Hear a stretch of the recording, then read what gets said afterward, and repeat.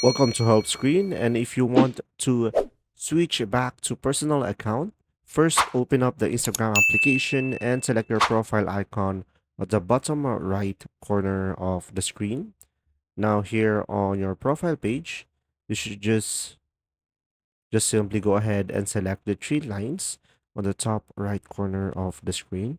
Now, from here guys, you can just simply scroll down a little bit. You should be able to see here business tools and controls.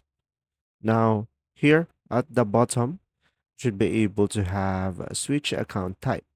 And from here, you should have an option, a switch to personal account, and you will have this pop up over here that you are switching to a personal account. And just simply select the red icon over here down below. And after that, it will load up as you can see on the top right corner. And now we have switched to our personal account. And there you go.